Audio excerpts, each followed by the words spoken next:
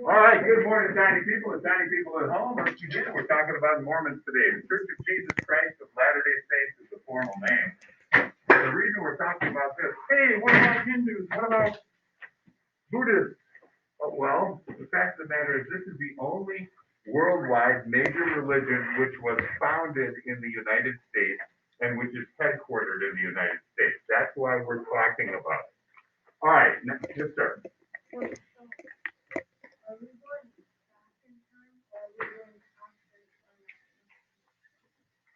This is happening about the same time. Okay? All right. Danny's checking at the office? All right, thank you, sir. Okay, no. We don't have to go into conversation here. We're still going. All right. Church of Jesus Christ of Latter-day Saints is the formal name. They call themselves Latter-day Saints, okay, or Saints. So be aware of that. You know, like that. I am not trying to confuse you on a text. If I say something about the Saints, if you are feeling confused, ask me. I'll be happy to let you know. Notice a couple of groups have done this before. Who else call themselves Saints? Oh, I'd be so impressed.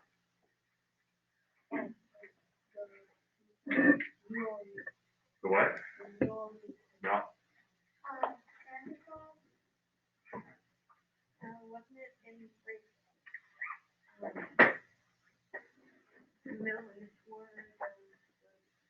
No. I understand what you said. But no. Somebody we talked about in history, another group called themselves Saints. There were Saints and strangers. Yeah, the Pilgrims called themselves Saints also. But they weren't Mormons. Yes, sir. Latter-day Saints.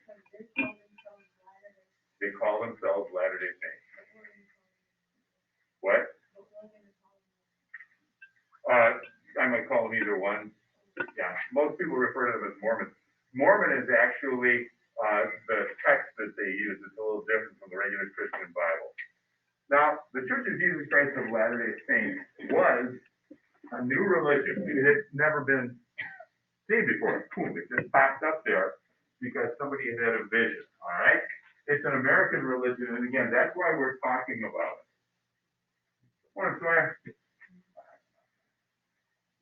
Okay. There was a man named Joseph Smith, and before I get into this a lot, let me tell you, I have no idea if any of you are Mormons.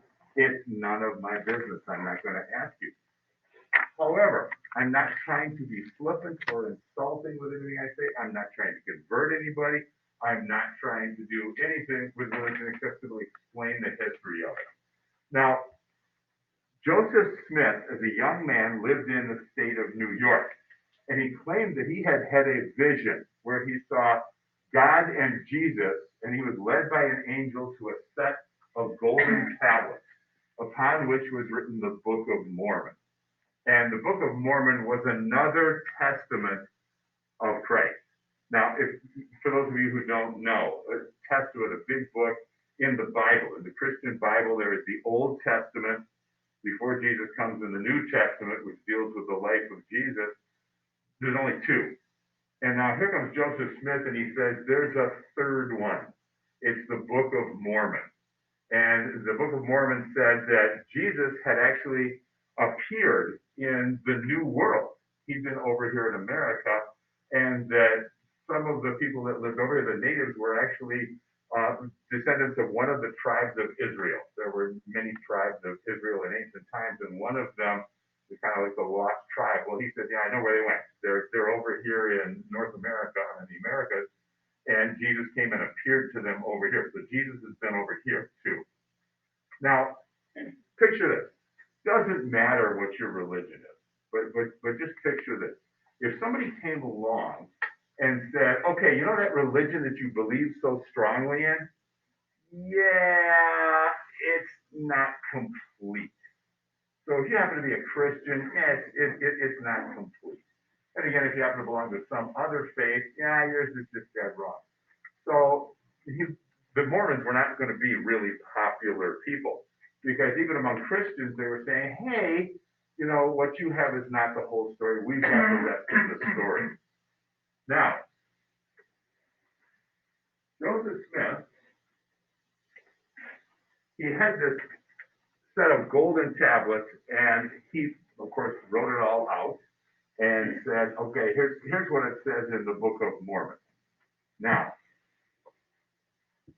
someone who claims to have seen God, claims to have had a visitation, claims to have had words directly from the mouth of the Lord, is going to draw attention.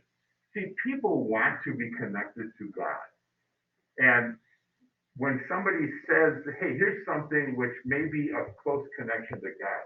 Now, again, I'm not trying to be flippant, but in my lifetime, I've seen news programs where they'll run these little stories, and they'll always kind of be in tongue in cheek, and no one ever gives it a proper reverence, and I have no idea if it should get it or not. But sometimes people will say, oh, there's this oil spill on the bottom of my garage floor, and I came in one morning and I could see the face of Christ right there. And so I knew this was a holy place. Jesus was trying to talk to me. Or once there was one where a tree had split and the markings inside the wood where the branch had ripped off looked like the face of God. There was one, honestly, it was like a potato. They thought it looked like Christ. Now, I'm not being flippant. I'm just saying that these people had actually said, I wonder if there's something to this. And since people want to be close to God, you know what? Every time I saw one of those stories, I could always see other people in the background who had come to investigate. They might be in the front yard praying. This guy's got an oil spot in his garage. I don't know if he's telling the truth or not, but I don't care because I want to be close to God. So I'll come over here and I'll pray, and maybe I'll feel something. Maybe I'll get that connection I'm looking for. So when Joseph Smith said, there's another book of the Bible, this Book of Mormon, I've talked to God. God has spoken to me directly. We had a conversation and with God and Jesus. And you know what? Wow, he gave me this extra information, which only I have right now. Well, other people came immediately, started coming in numbers saying, hey, I want that extra bit of information also. And so right away, Joseph Smith starts to collect followers. He starts off in New York. That's where he has his vision. And Joseph Smith gathers enough followers before you know it, that he says, yeah, I really got to move away from New York. We are not being welcomed because, again, we're telling even all the Christian people that their religion's wrong. They don't have the whole thing. Wiring ground.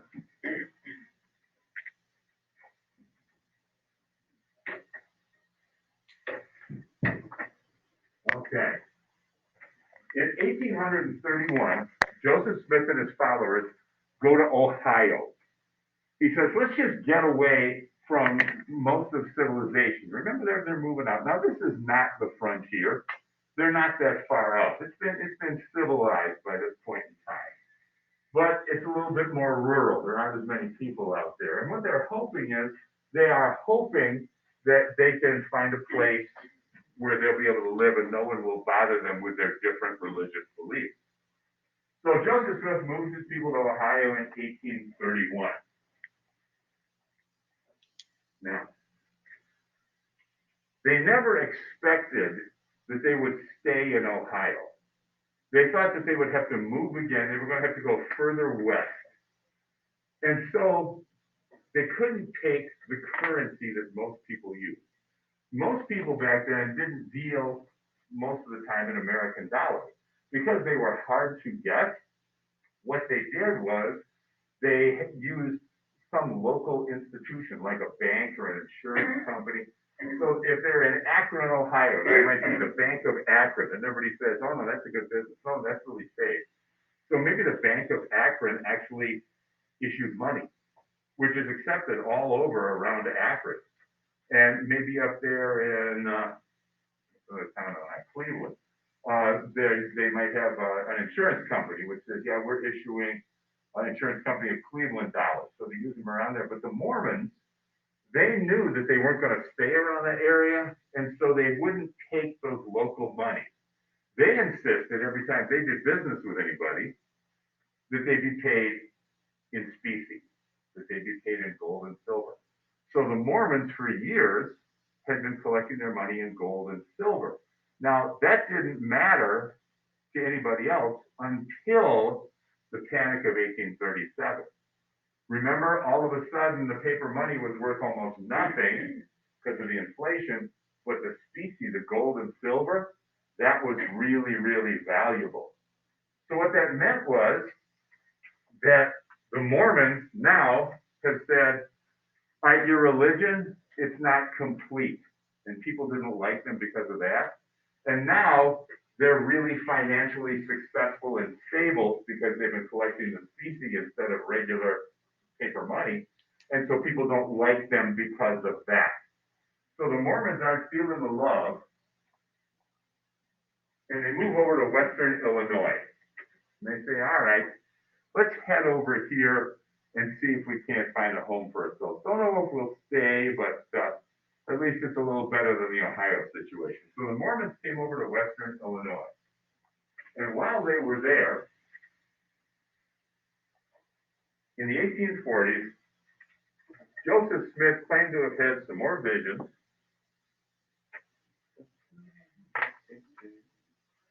including, he said, this is a good idea. Anybody know what Mormons used to believe?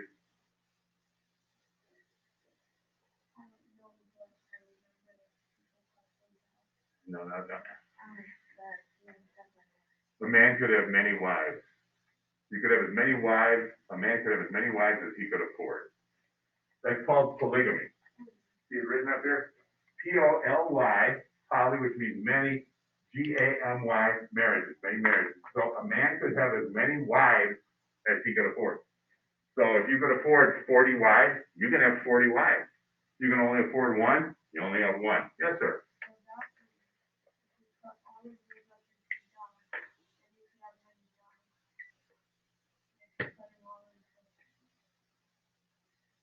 Sure, well, you do. Yes, okay.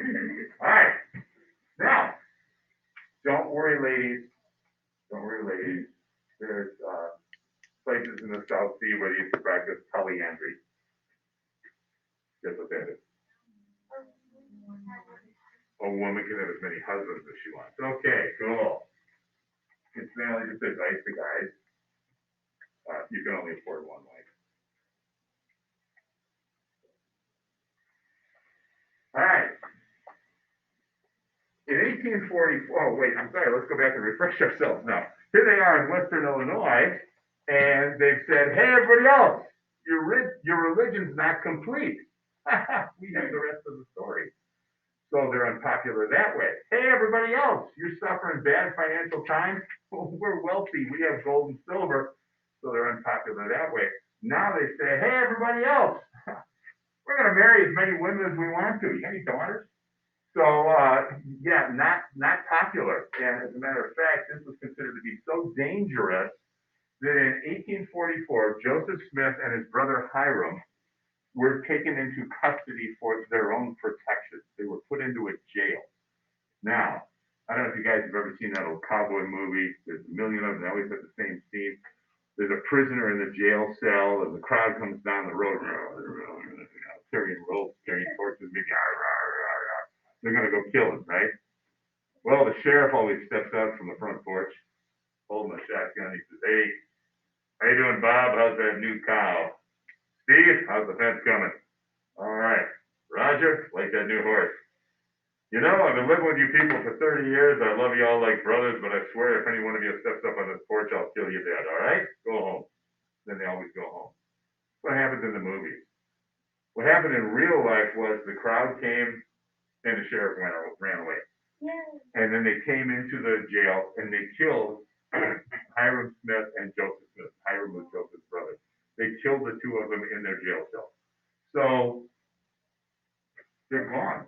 Now imagine if you were a Mormon and you believed that Joseph Smith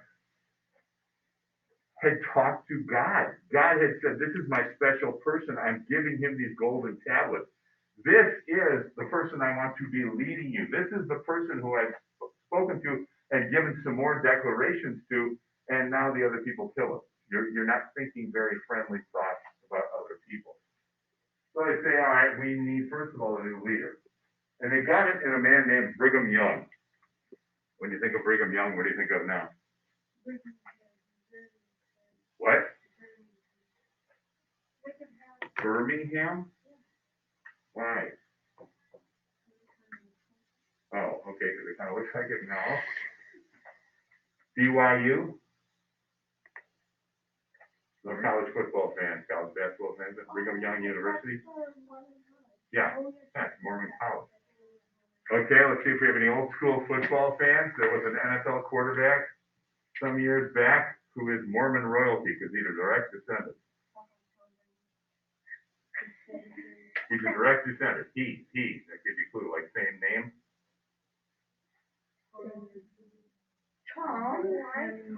Brigham Young. No, Steve Young. Steve Young is the quarterback for the 49ers. Okay, yeah. All right, here we go. In 1846, Brigham Young moved the Mormons over to Council Bluffs, Iowa. He said, we got to get out of this place where our leader was killed. Let's go across the Mississippi and we'll get over there and find ourselves a little bit of peace. Now, the Mormons, by this time, this group that was traveling with them, this isn't all the Mormons in the world. There are Mormons all over the place now, but this is the ones that are making a trip to stay together. 12,000 Mormons, 30,000 cattle, and 3,700 wagons. This is a big group of people. A lot of people here. They move over to Council Bluffs, and 1847, Brigham Young takes 147 of those Mormons, and they head west looking for a place that they could call their own. They're looking for somewhere where other people won't bother them. And so they head out talking to natives, talking to mountain men, talking to settlers, talking to anybody. You know, is there a place no one's going to disturb us? Is there an awful place? And they say, oh, yeah. Oh, we got the spot for you. Way out here, there's a desert. In the middle of the desert, there's this big lake, which is full of salt water. So if you drink it, you die. Yeah! Nobody would ever go there. The Mormons say, perfect. We'll go build our place there. So, anybody ever been to Salt Lake City? That's like a horrible place, and look what they've made of it.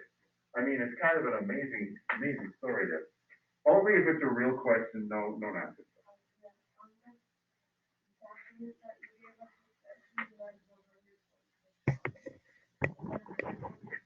Oh, I'm sorry, I probably was thinking 146.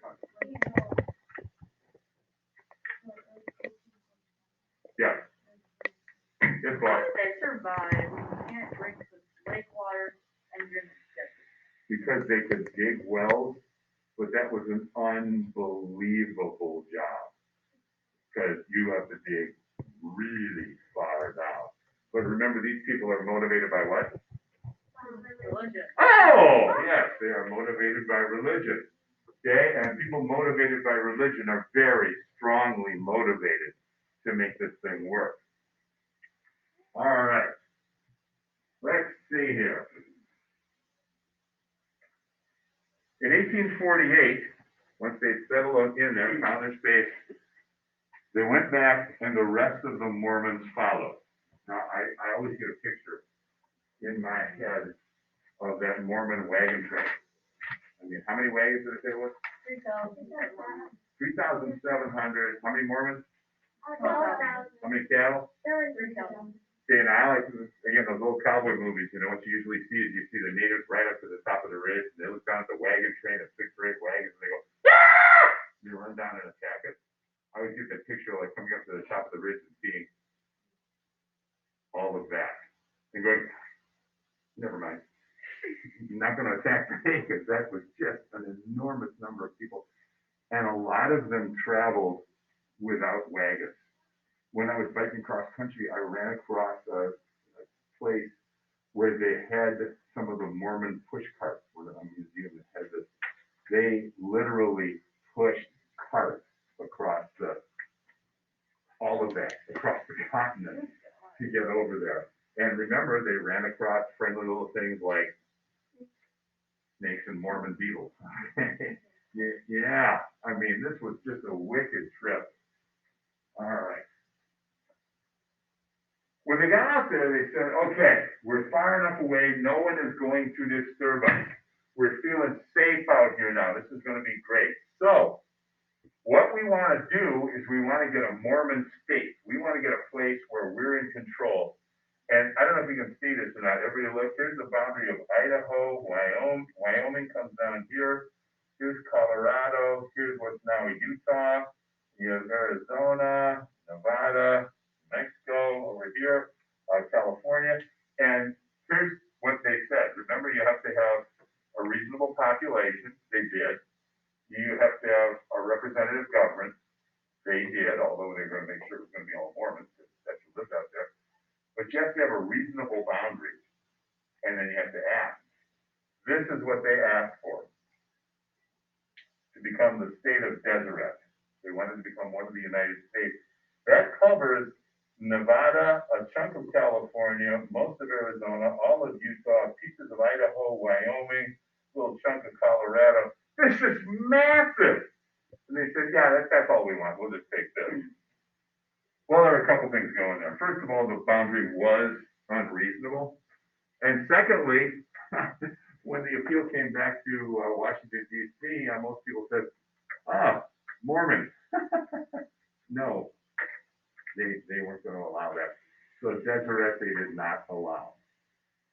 Incidentally, if you think things about, do people still hold prejudices against Mormons because of this business of, hey, we believe in our Christian faith and they say we don't have the right one? Lots of people thought one of the reasons Mitt Romney became president instead of, who did he run against? Obama, the second time around, was because the evangelical Christians, the fundamentalist Christians, didn't vote for him because he was a Mormon.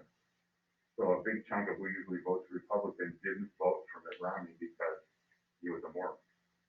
Okay. In 1877, Brigham Young died. And by that time, there were 140,000 Mormons. Now think about that. What was the year Joseph Smith had the vision? 1830. Okay, 1830, there was one. There was Joseph Smith. And 47 years later, having crossed the continent, there were 140,000 of them. Today, Mormons are on every continent. Okay? There's a lot of them. And they are a worldwide religion, and they are headquartered in Salt Lake City, Utah.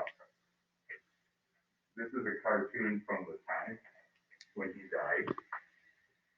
This is like there's, his mourning clothes, and there's his empty boots because he's died, and they're making fun of him. Those were pictures of like he had all his wives.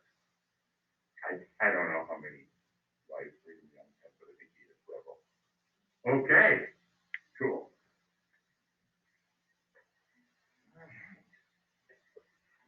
So, questions? We're good with 8 big Mormononis, huh?